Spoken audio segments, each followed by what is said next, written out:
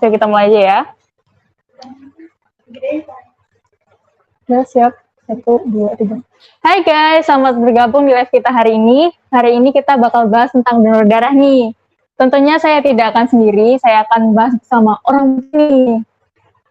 Seperti yang kita ketahui, donor darah sudah diatur dalam Peraturan Pemerintah Nomor 2 Tahun 2011 yang diatur oleh PMI untuk kegiatan sosial dan kemanusiaan. Tema kegiatan kita hari ini adalah Drop Blood, Save Older tentunya. Nah, kita bakal obrolin dan tanya-tanya nih tentang donor darah bersama dokter. Hai dokter, apa kabar? Halo Gina, apa kabar? Ini dok, kita boleh nggak sih nanya-nanya nanti? Boleh banget. Tapi sebelum kita mulai, kita boleh dong kenalan dulu ya kan? Oke. Silakan dok, perkenalkan dulu. Halo semua, nama saya Dr. Bramantia Angkakusuma, biasa dipanggil Dr. Bram. Saya Kepala Unit Donor Darah PMI Kota Magelang. Sudah cukup lama saya bergabung di Magelang sejak tahun 2011 waktu itu. Dan hari ini kita akan obrolin banyak hal ya Indah ya, seputar donor darah. Nanti ada mitos dan fakta juga sih. Tentunya bisa dapat banyak manfaat dari obrolan kita siang hari ini. Oke, terima kasih dok. Gini dok, jadi semua orang tuh mungkin tahu ya apa sih itu donor. Tapi sebenarnya donor darah tuh apa sih dok secara definisi yang benarnya gitu dok? Jadi donor darah itu sebetulnya proses pengambilan darah dari seseorang yang memenuhi syarat yang sehat, yang tujuan akhirnya nantinya adalah untuk keperluan transfusi darah. Yep. Jadi ketika ada pasien yang membutuhkan tambahan darah karena berbagai sebab, darah diambilkan dari prosedur donor darah tadi. Simpelnya sih seperti itu. Biasanya kalau pendonor itu darah yang diambil berapa mili tuh? Kita ngambilnya 350 mili. Oke.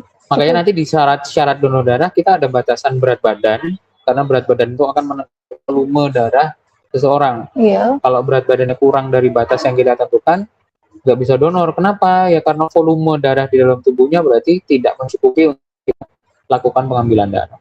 Gitu ya dok ya. Kan itu kan darahnya bakal ditransfusikan nih sama orang kan. Nah biasanya orang-orang seperti apa yang membutuhkan darah tersebut? Banyak banget. Kasusnya banyak sekali. Misalnya saja ibu setelah melahirkan kemudian terjadi pendarahan hebat, itu dia butuh transfusi darah biasanya.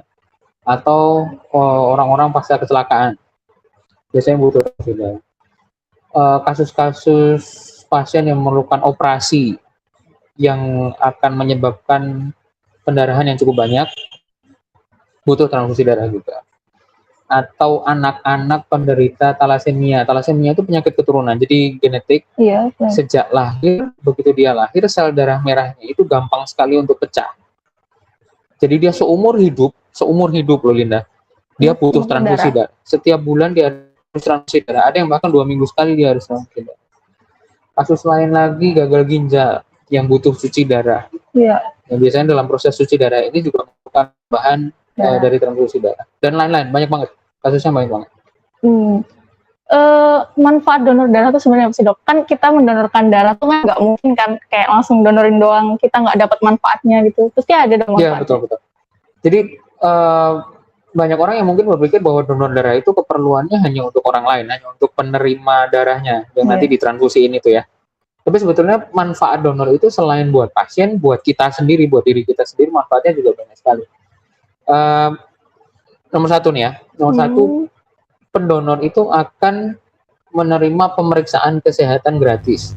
Kenapa? Karena setiap kali sebelum donor, kami selalu periksa tekanan darah, kami selalu periksa kualitas denyut nadi, jumlah denyut nadi per menit, saturasi oksigen kami periksa, suhu tubuh kami periksa, kemudian kadar hemoglobin juga kami periksa.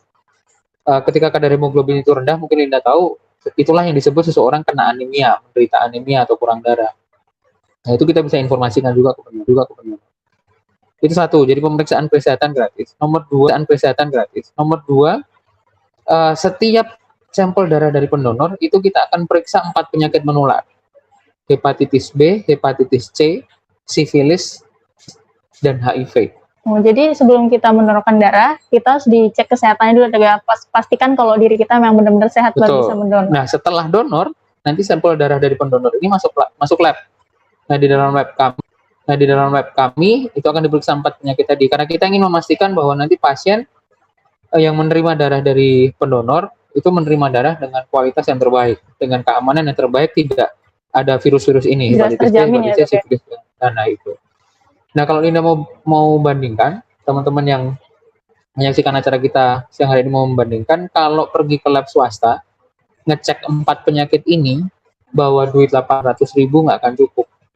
Iya. Hepatitis B, hepatitis C, sifilis, dan HIV. Tapi kami cek untuk pendonor semuanya free.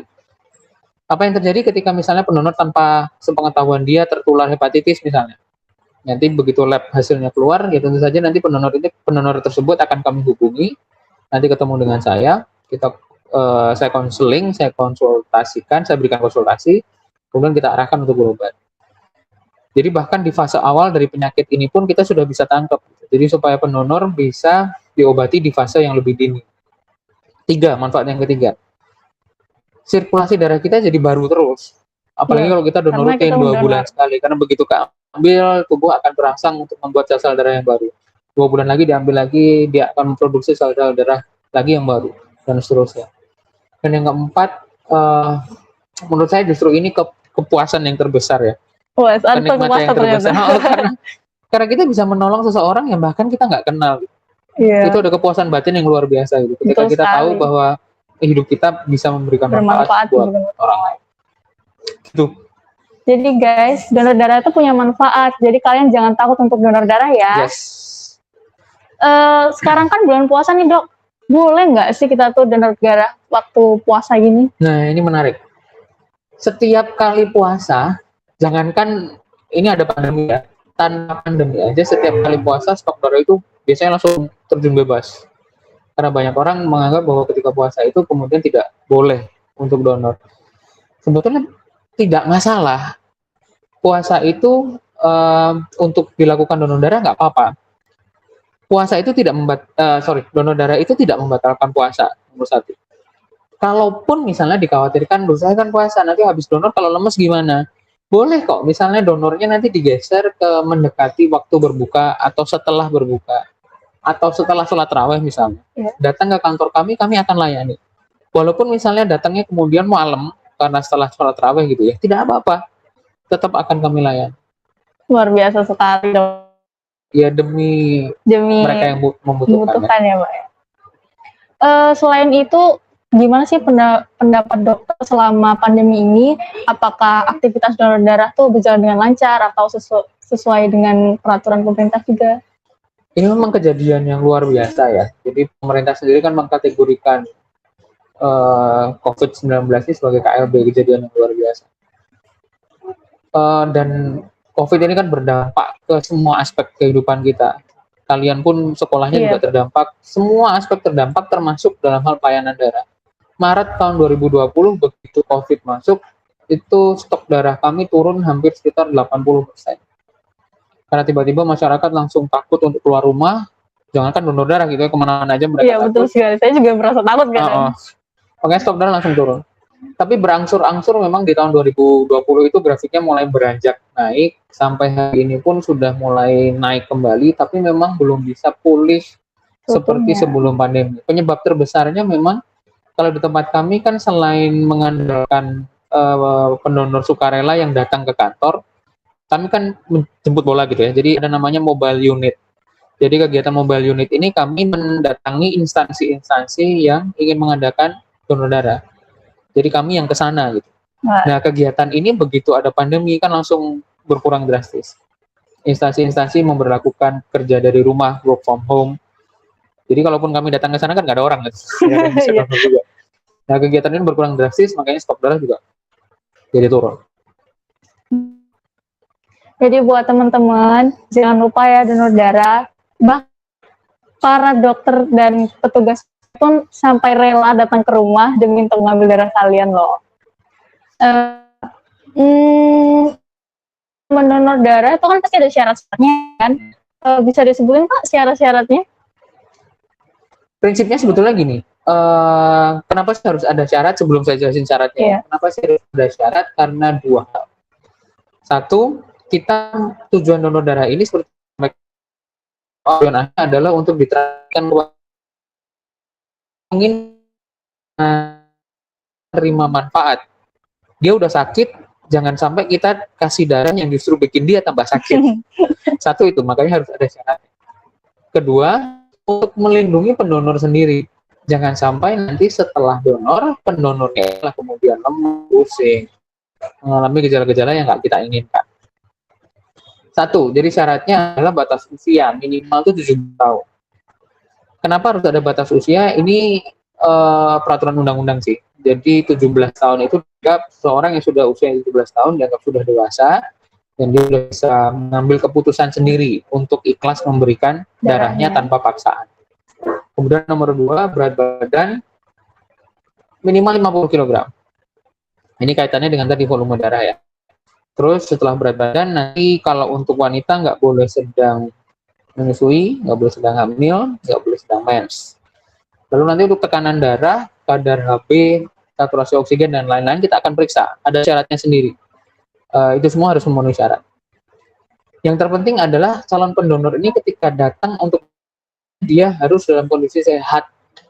Jadi pendonor itu harus sehat. Nggak boleh sedang sakit, supaya kualitas darahnya kualitas yang terbaik yang akan kita berikan kepada pasien. Jadi karena dia sehat ya artinya dia tidak boleh sedang minum obat. Secara umum seperti itu syaratnya. Oke, terima kasih dok. Gini dok, setelah donor darah itu kan kita juga butuh istirahat atau apa gitu dok? Setelah donor darah tuh apa yang harus kita lakukan sih? Oke, jadi prosedur donor darah itu kan mengambil darah kita sebanyak 350 ml. Sebetulnya dari sisi volume itu nggak terlalu banyak sih. Artinya efek secara fisiologis ke tubuh kita tuh sebetulnya nggak terlalu banyak. Cuma memang untuk pendonor-pendonor pemula itu yang harus jadi perhatian. Di tempat kami kalau teman-teman pernah donor di kantor, setelah donor itu kita persilahkan untuk ada satu ruangan khusus untuk istirahat di situ, kurang lebih 10-15 menit. Tujuannya apa? Memantau. Kalau misalnya tiba-tiba dia nanti pusing, tiba-tiba dia mual, tiba-tiba dia keringat dingin, nah itu kita bisa bantu dulu. Tapi yang harus dilakukan setelah donor, selain beristirahat adalah ganti volume. Jadi karena kan volume darahnya keambil nih 350 ml. Itu harus diganti dengan apa? Ya minum cairan aja. Minum air putih yang oke, atau minuman yang lain, nggak masalah. Pokoknya cairannya diganti. Selain itu nggak boleh beraktivitas berat dulu selama 24 jam setelah donor. Jadi harus benar-benar agak terutama di tangan yang habis diambil. Jadi misalnya habis donor kemudian main tenis meja, badminton, tenis gitu misalnya dengan tangan yang habis diambil darahnya, itu nanti beresiko untuk yang tadinya udah nutup jadi kebuka lagi jadi pendarahan. Itu kurang lebih. Oke, terima kasih ya dok.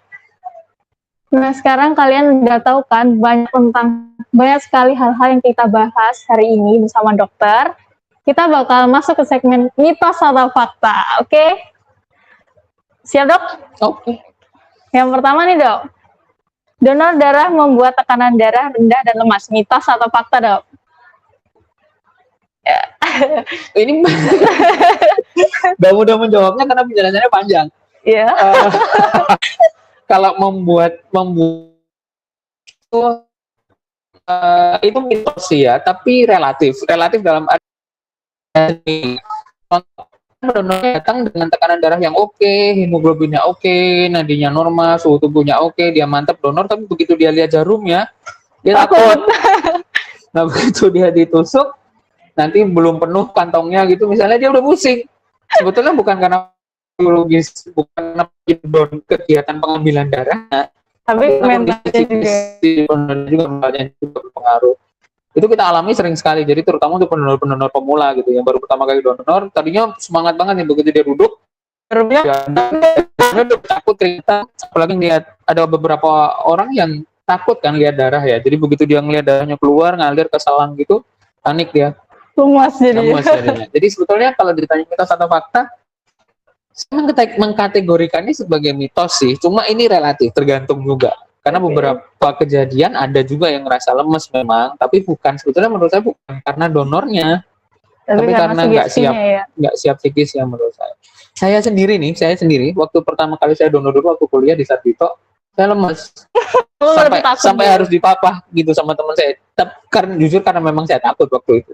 Sebetulnya tensinya semua oke, HB-nya semua oke, pemeriksaan semua normal. Ya, cuma karena takut aja. Tapi setelah itu sekarang saya sudah 30 sekian kali lebih yang nggak ngefek apa-apa. Yang kedua nih dok, Lagi. ibu menyusui tidak boleh melakukan donor darah. Mitos atau fakta? Oh, fakta. Ibu menyusui tidak boleh melakukan donor darah karena dikhawatirkan nanti mengurangi produksi ASI. Ya, ini kan kasihan bayinya. Fakta. Yang ketiga, donor darah adalah suatu prosedur yang menyakiti mitos atau fakta?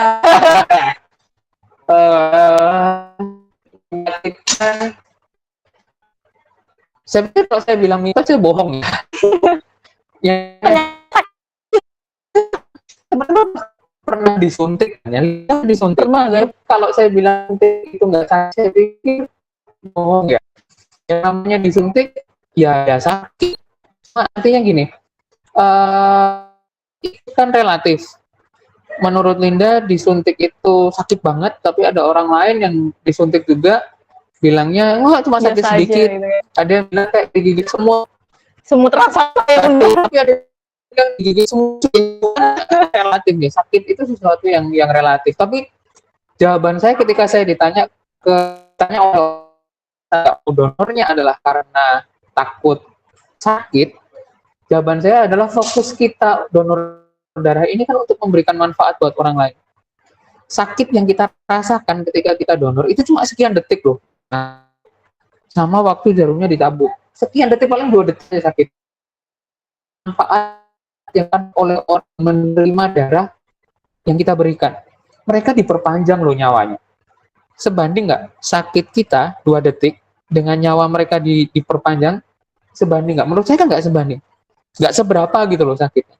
Jadi kalau karena manfaatnya lebih besar gitu daripada rasa sakit yang kita rasakan. Makanya kalau ditanya ya saya menjawabnya fakta, memang sakit, tapi ada tapinya.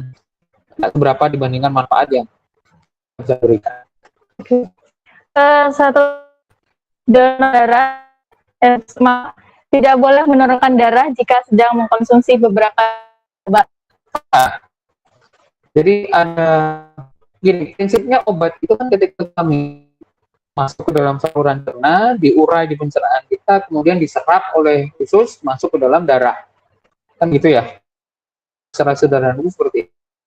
Nah, ketika masuk ke dalam darah dan kemudian nanti diambil lewat donor darah dan masuk ke dalam tubuh proses transfusi, obat yang sedang kita minum itu ikut masuk nanti ke tubuhnya pasien. Nah, kalau bahasa Jermannya dilalah sih pasien ini alergi terhadap obat yang kita minum kan kasihan. Satu itu. Dua, ada obat-obat yang memang berefek terhadap kualitas darah kita. Contoh para penderita penyakit jantung atau stroke itu biasanya dokter spesialis akan memberikan obat pengencer darah namanya.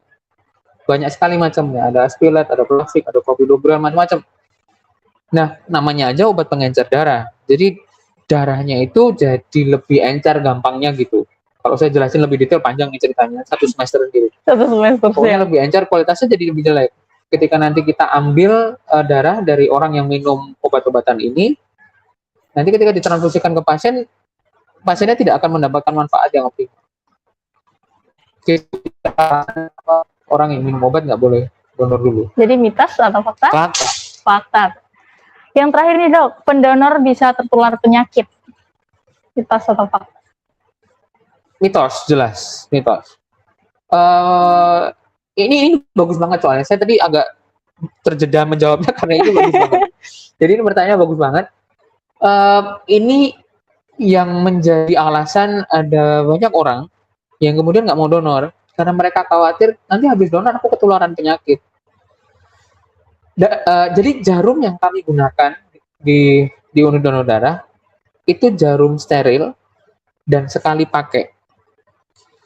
jarum yang dipakai untuk mengambil darah dalam proses donor darah itu melekat di selangnya, melekat jadi satu dengan kantong darah. Jadi satu kantong darah itu satu jarum. Ketika nanti jarum ini sudah dipotong, proses pengambilan darah selesai, kemudian dipotong, ini jarum nggak bisa disambung lagi ke kantong yang lain, itu nggak bisa. Jadi Benar-benar sekali sangat pakai, steril jadi ya. satu pendonor, satu jarum. Jadi kalau kekhawatirannya adalah kalau nanti donor aku ketularan penyakit karena jarumnya barengan gitu misalnya, itu jelas salah, namanya salah. Boleh dicek nanti kalau teman-teman mau donor, buat pendonor-pendonor pemula nih ya. Kalau untuk meyakinkan dan teman-teman mau datang dulu ke kantor, dok saya mau lihat dulu kantong yang benar nih, satu jarum untuk satu pendonor, boleh. Nanti kita kasih lihat dulu nih kantongnya bentuknya kayak gini, masuk ke bungkus, masih tersegel karena harus steril, dan jarumnya itu nempel jadi satu dengan selang. Boleh diperiksa, gitu ya. Lain kasusnya, lain halnya ketika seorang pendonor ini datang memang sudah sakit duluan. Jadi misalnya dia datang memang udah ketularan hepatitis duluan, hanya karena dia belum tahu nih karena belum bergejala misalnya, dia sudah kena hepatitis, tertular dari orang lain, kemudian donor, habis itu karena masuk ke lab kami dicek, ketahuan hasilnya positif. Nah, positifnya dia ini bukan karena prosedur donornya, tapi berarti memang sebelum yang bersangkutan ini melakukan donor darah, udah ketularan duluan. Dan ketahuannya kebetulan aja setelah dia melakukan prosedur donor darah. Mitos. Oke, terima kasih ya dok. Oke. Nah, sekarang kalian tahu kan apa saja tentang donor darah? Jadi, buat Bapak, Ibu, Saudara sekalian yang ingin mendonorkan darah, silahkan kunjungi pos PMI terdekat. Ingat, tetes darah kalian saja bisa menyelamatkan nyawa berapa orang. Untuk kali ini, kita bakal masuk sesi bertanya. Siapa aja nih yang mau bertanya? Saya akan memberikan 5 kesempatan, 5 orang untuk bertanya. Silahkan disiapkan pertanyaan.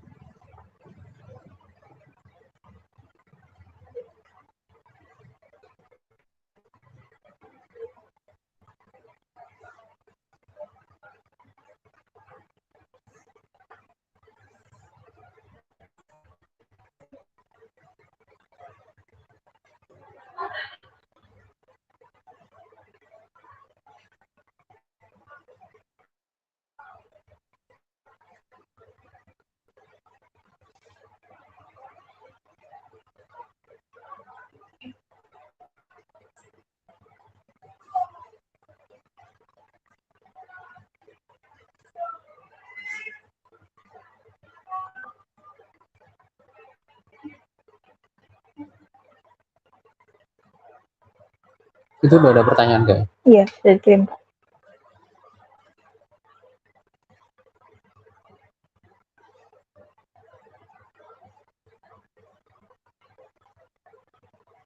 Oke, dok, kita ada satu penanya nih, dok. Halo dokter, Herlinda mau nanya nih. Tapi maaf ya sebelumnya, kenapa perokok boleh mendonorkan darah? Apa nanti nikotin dalam darah pendonor tidak apa-apa jika masuk ke tubuh penerima donor? Oke, ini juga pertanyaan yang bagus. Jadi prinsipnya adalah protokol untuk donor darah itu kami ambil rujukannya satu secara internasional dari WHO. Dua, dari WHO ini kemudian nanti diadopsi oleh Kementerian Kesehatan. Nah, itu yang menjadi SOP atau standar prosedur bagi kami untuk melakukan pengambilan darah gitu ya. SOP ini, semua prosedur ini yang dikeluarkan oleh WHO maupun oleh Kemenkes, itu tentunya sudah melalui serangkaian penelitian lebih dulu. Nah, kalau perokok itu boleh mendonorkan darah, tentunya sudah diteliti lebih dulu apa dampaknya kemudian bagi pasien penerima transfusi darah dari pendonor yang merokok tadi. Sampai hari ini memang belum ada hasil penelitian atau dari yang menyatakan bahwa tadi yang dikhawatirkan nikotin dan segala macam kandungan bahan kimia yang terkandung belum ada penelitian yang hasilnya menunjukkan. Jadi sampai sekarang kok untuk menekan darah. Oke, monggo. Pertanyaan yang kedua, dokter dan ketahui bahwa dalam tersebut terdapat salah satu empat menular yang disebut tersebut. Darah tersebut akan dikemanakan ya, Dok? Oke, jadi kalau setelah masuk lab terus dicek hepatitis B, hepatitis C, sifilis, HIV, ada salah satu nih yang reaktif gitu, atau yang positif. Satu tindakannya adalah pendonornya kita panggil. Nanti saya konseling, saya arahkan ini mana pengobatannya. Kemudian yang kedua, darah dari si pendonor ini yang memang kemudian tidak bisa dipakai. Jadi kami musnahkan, nanti jadi limbah medis. Jadi kami bekerja sama dengan pihak ketiga, nanti setiap 2 minggu gitu, darah-darah yang positif tadi, yang reaktif tadi kita sendirikan, kemudian akan dimusnahkan sebagai limbah medis. Jadi kita nggak pakai. Nggak mungkin kita berikan ke pasien. Karena sudah tidak layak ya, Dok ya. Pertanyaan ketiga nih, Dok.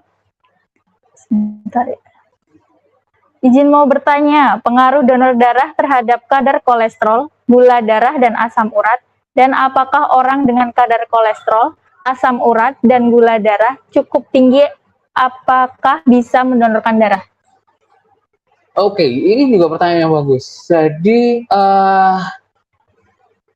kalau Linda tahu, kalau teman-teman yang menyaksikan ini juga tahu, di dalam darah kita itu kan kompleks ya. Ada sel darah, ada juga komponen cairan yang namanya plasma darah. Sel darah itu kan ada sel darah merah, ada leukosit, sel darah putih, kemudian ada keping darah atau trombosit. Sisanya kan komponen plasma darah. Nah, orang-orang yang kolesterolnya tinggi atau gula darahnya tinggi atau punya asam urat, itu memang plasmanya nanti warnanya itu lebih keruh. Oh, jadi ada ciri-ciri tersendiri ya, Jadi nanti kalau udah masuk kulkas nih, selnya nanti kan akhirnya karena gravitasi dia mengendap. Terus plasmanya kan di sebelah atas tuh di kantongnya. Nanti kelihatan banget. Begitu jajar gitu kantong darahnya, nanti langsung beda sendiri dia. Kita sudah langsung tahu bahwa biasanya ini entah kolesterol yang tinggi atau gula darahnya yang tinggi. Nah, untuk kasus-kasus seperti ini, plasmanya emang kita nggak bisa pakai. Jadi nanti dipisahkan plasmanya, kita hanya ambil sel darahnya aja untuk pasien yang membutuhkan sel darah merahnya saja. Nah, tapi kalau pertanyaannya misalnya boleh nggak orang yang kolesterolnya tinggi atau punya gula darah tinggi, asam urat untuk mendonorkan darah? Tergantung kondisinya. Kalau orang kolesterol tinggi seberapa tinggi? Kemudian kalau tinggi banget biasanya kan terus menimbulkan gejala. Ya kaku, ditengkuk lah, gampang pusing lah, ada yang vertigo, ada yang migrain. Kalau ada keluhan-keluhan seperti itu tentu saja nggak boleh untuk donor.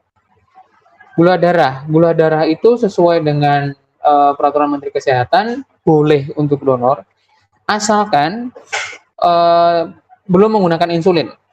Kalau dia sudah pakai insulin atau kemudian gula darahnya karena penyakit diabetesnya ini kemudian menimbulkan penyakit lain yang bikin dia jadi nggak fit gitu loh untuk donor, dia jadi nggak boleh untuk donor.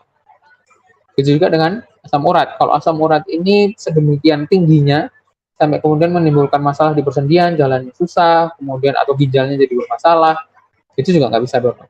Tapi kalau masih batas-batas tertentu, misalnya angkanya masih asam uratnya masih sekitar 8 atau 7,5, masih oke jalannya, keluhannya juga nggak terlalu banyak gitu ya, masih boleh untuk. Oke, terima kasih, Dok. Pertanyaan keempat nih, Dok. Untuk pendonor darah pemula, kira-kira step-step saat donor darah dari awal hingga akhir, bagaimana ya, Dok? Soalnya takut waktu donor darah nggak tahu alur-alurnya. Jujur saya sendiri juga belum pernah donor darah. Jadi kayak mau donor darah tuh kayak nanti darah aku habis nggak ya? Masih sering berpikir seperti itu saya. Jadi gini, ini untuk kita biasanya takut terhadap sesuatu yang kita nggak ngerti gitu ya. Supaya kita nggak takut, kita harus mengerti. Jadi 350 mili yang diambil dari proses donor darah itu kecil banget. Kenapa? Karena volume darah kita, volume darahnya Linda nih, rata-rata itu kita tuh punya darah 5 liter. Oh, banyak juga ya, Dok, ya. 5 liter itu kan 5.000 mililiter. Dari 5.000 mililiter cuma diambil 350.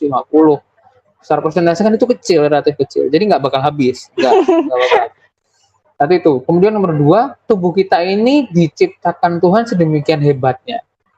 Jadi walaupun terambil 350 ml, tubuh itu akan sedemikian cepatnya untuk meregenerasi, mengganti semua sel-sel darah yang sudah terambil tadi. Cepat banget prosesnya. Jadi kalau sudah terbiasa, bahkan nggak ada sama sekali keluhan, saya akan beraktivitas seperti biasa. Nggak ada masalah terus jadi lemes, terus jadi pusing. Ketika sudah terbiasa nggak apa-apa, nggak ada masalah apa-apa. Nah, tapi memang untuk pendonor darah pemula ada beberapa tips yang bisa dilakukan untuk memastikan bahwa setelah kalian donor, kalian akan tetap fit. Satu, pastikan sebelum donor harus cukup. Tidur harus cukup. Dua, pastikan sudah makan dulu. Misalnya mau donor nanti siang, ya pagi ini sarapan dulu. Sarapan apa yang oke? Apa aja sebetulnya? Nggak ada hal yang khusus. Cuma memang kalau terutama untuk teman-teman yang wanita ya, karena ada siklus menstruasi, biasanya kadar HB-nya untuk nyampe ke kadar minimal untuk syarat donor kan 12,5. Nah, karena kalian mengalami menstruasi, biasanya agak susah tuh untuk nyampe 12,5. Nah, itu pola makannya jauh-jauh hari sebelum donor memang harus diatur. Lebih banyak sayur, lebih banyak daging merah, buah-buahan. Jadi harus seimbang intinya. Menu makannya harus seimbang. Kalau bisa minum susu. Kemudian minum cairan yang banyak sebelum donor. Kenapa? Ya nantinya kan mau diambil nih cairan tubuhnya. Darahnya mau diambil 350 ml, kalau sebelumnya sudah minum banyak dulu, itu untuk mengurangi resiko nanti setelah diambil akan terjadi kejadian-kejadian yang nggak kita inginkan, jadi pusing, jadi lemas. Untuk alurnya, datang aja. Nah, datang aja. Jadi unit donor darah PMI Kota Magelang itu setiap hari buka, tanggal merah buka, mau hari besar apapun tetap buka, mau lebaran, mau Natal, mau nyepi, buka. Kenapa kami tetap buka? Ya karena masyarakat atau pasien yang membutuhkan darah itu selalu ada, nggak ada hari liburnya. Kalau mereka butuh darah pas hari libur terus kami tutup, gimana? Jadi kami selalu buka. Jadi bisa datang kapan. Kami akan layani proses donor darah ini jam 8 hingga jam 9 malam. Setiap hari, nggak ada liburnya. Selalu ada petugas yang jaga. Untuk prosedur donor, proses donor bisa dilayani jam 8 pagi sampai jam 9 malam. Gitu ya. Nah, nanti ketika datang, akan diarahkan kok. Jadi habis ini mau ngapain, habis ini ngapain. Secara ringkas sih nanti begitu datang, KTP-nya akan dipinjam, kemudian datanya akan di-entry, kita berikan barcode sebagai kesehatan. Setelah itu masuk ke dalam, diperiksa semua dulu. Ditensi dulu, dicek saturasi oksigen, nadi, suhu tubuh, ditanya-tanya dulu ini fit apa enggak segala macam. Kalau udah oke semua, pemeriksaannya hasilnya juga oke, udah langsung masuk proses pengambilan. Paling maksimal pengambilan 10 menit lah. Cabut, selesai, ke ruang istirahat. Nanti kita sediakan di situ ada teh, ada kopi, ada minuman coklat, macam-macam. Sekarang bahkan bisa milih, ada voucher sekarang. Kalau pengen jajan di tempat lain ada vouchernya, nilai 10.000, mau jajan sate ada, mau jajan soto ada, mau jajan martabak manis ada juga vouchernya. Atau kalau minta dibuatkan mie instan, kita bisa juga. Jadi mie instan sama susu, kalau pengen mau langsung makan di kantor juga boleh. Mie instan nggak akan berpengaruh sama itu kan dok, setelah kita mendonor darah. Soalnya kan kita tahu sendiri kan mie instan itu kan betul. Tapi intinya kamu hanya ingin mengganti, memulihkan. Tadinya kan keambil nih, darahnya kan keambil. Jadi untuk mengganti, mempercepat penggantian cairan itu tadi, untuk bisa disajikan. Tadi hanya pilihan lain pun kita sudah sediakan. Kalau nggak berkenan dengan instan, ya itu tadi bisa mau beli susu banyak atau mau paketan snack juga.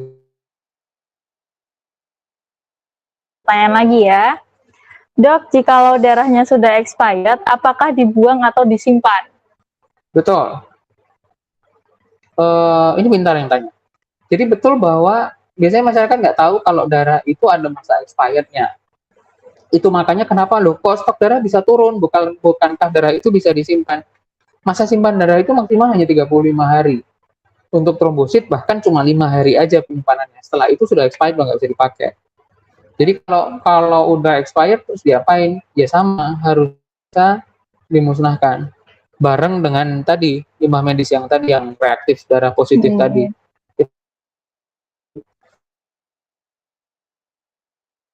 pernah ketika donor kemudian ditolak karena kami sedang overstock. Nah, penjelasannya karena ini. Misalnya golongan darah O itu paling banyak. Nah, teman-teman datang kantor pengen donor golongan darahnya O, maaf ditunda dulu seminggu ya karena kita lagi overstock. Penjelasannya karena ini. Nanti ujung-ujungnya akan ada yang expired, akan ada yang terpaksa harus dimusnahkan, harus dibuang, kan sayang. Jadi penjelasannya gitu. Kadang-kadang kan banyak masyarakat yang tidak mengerti, kemudian kurang berkenan. Saya ini mau donor, kenapa sih ditolak? Udah nyempet-nyempetin nih ke kantor nih. Kita mau donor darah, kita mau nolong orang, kenapa ditolak? Penjelasannya seperti ini. Karena ada masa simpan itu, kalau kita overstock, kami hanya menghindari jangan sampai nanti ada yang kebuang, malah saya. Karena banyak yang bertanya, kita akan tetap membuka pertanyaan-pertanyaannya supaya dokter bisa menjawab dan kalian juga semakin mengerti. Halo Kak Herlinda dan dokter, mohon maaf izin bertanya, bagaimana prosedur untuk donor darah di masa pandemi seperti ini? Yes, semua tindakan pencegahan penularan COVID-19 sudah kami lakukan sejak tahun 2020. Jadi begitu masuk itu langsung donor itu wajib pakai masker, jelas itu dimanapun ya. Kemudian nomor 2 langsung pakai hand sanitizer. Mengecek suhu tubuh juga kita lakukan karena itu bagian dari seleksi donor. Jaga jarak juga sudah kita lakukan. Nah, kemudian petugas kami itu memakai APD level 2. Jadi APD, kalau teman-teman lihat yang di TV yang pakai baju hazmat yang kayak yang rapat banget itu level 3. Kalau di kami sudah pakai level 2. Itu untuk mencegah petugas kami sendiri supaya jangan sampai tertular, dan sebaliknya jangan sampai juga bisa menularkan. Jadi petugas kami sudah pakai APD level 2. Kemudian penyemprotan desinfektan itu rutin kami lakukan. Jadi begitu ada kunjungan pendonor, setelah selesai itu furniture, perabot, gagang pintu dan sebagainya, bahkan kursi tempat duduk pendonor tadi yang sudah kita lapisi dengan perlak gitu ya, itu pasti kita semprot desinfektan. Semprot dulu, hapus dulu, layani donor yang berikutnya. Jadi semaksimal mungkin kami upayakan bahwa tetap aman. Protokol ya, Pak. Bahkan di formulir seleksi pendonornya pun ada deteksi dini untuk COVID. Jadi kita tanya dulu dia 14 terakhir keluar kota enggak, dia punya kontak erat nggak dengan di rumahnya gitu ya, atau tetangganya pasien yang positif COVID, dan seterusnya. Itu kuesioner itu kita tanya gitu. Ada pertanyaan lagi nih dok, setelah kita selesai mendonor darah, apakah darah yang kita donor akan langsung diberikan ke orang yang butuh atau masih dicek lagi? Yes, ini juga pertanyaan yang bagus. Saya jawabnya agak panjang ya, karena ini juga ada mitos Linda soalnya yang membuat orang-orang juga jadi malas donor darah. Apa tuh dok? Nah, nanti saya hubungkan dengan penjelasan ini. Mereka bilang PMI itu jualan darah. Kulaannya gratis, ngedole larang katanya. Kulaannya gratis itu maksudnya pendonor darah kan datang sukarela, nggak dibayar. Iya.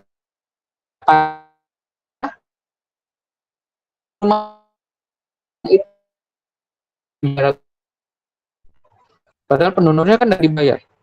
Banyak masyarakat yang tidak mengerti kemudian berpikir, wah enak banget, kulaan donor nggak dibayar, habis itu dijualnya mahal.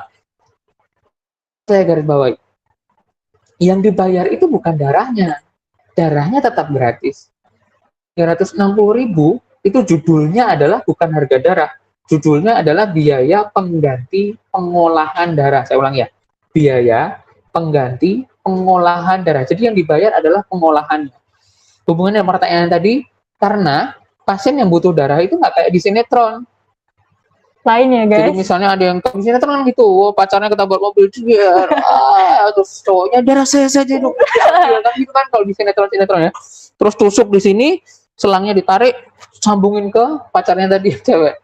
Kayak segampang itu gitu proses transfusi. Nggak ada itu, kenyataannya kayak gitu nggak ada. Jadi nggak sesederhana itu. Begitu darah dari pendonor itu diambil, tadi sampelnya masuk ke lab dulu, dicek dulu hepatitis B, hepatitis C, sifilis, HIV. Habis itu darahnya sendiri kita olah dulu, dipisah dulu jadi komponen-komponen darah yang diperlukan oleh pasien. Karena ada pasien-pasien yang cuma butuh trombosit aja, ada yang pasien cuma butuh sel darah, cuma plasmanya aja. Itu kan harus diproses juga. Darahnya sendiri harus disimpan di kulkas khusus, nggak bisa di kulkas di rumah teman-teman. Kulkas biasa kayak yang di rumah kita nggak bisa buat nyimpen darah. kulkasnya khusus dengan monitor suhu sampai 6 derajat Celcius. Setelah siap pun, setelah semuanya dicek dan siap diberikan ke pasien, ada proses terakhir lagi. Jadi ketika pasien membutuhkan darah, sampel darahnya pasien itu dicek dulu, namanya cross matching test namanya, untuk memastikan bahwa darahnya pendonor ini bisa diterima di dalam tubuhnya pasien. Nah, semua proses yang kami lakukan inilah, kan itu ada biayanya, ada reagen yang dibutuhkan, ada alat-alat medis yang kita harus sediakan.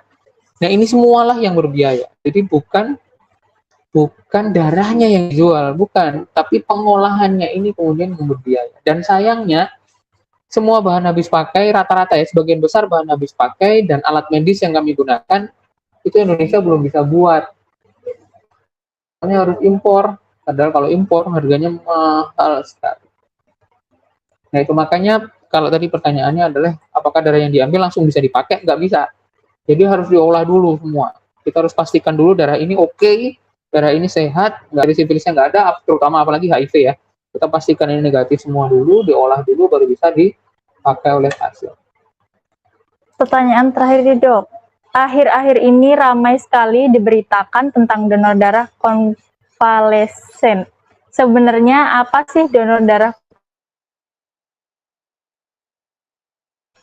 Oke, ini juga keren banget nih pertanyaannya. Lebih tepatnya sih plasma konvalesen namanya ya. Jadi gini, kalau seseorang terinfeksi COVID-19, sebetulnya bukan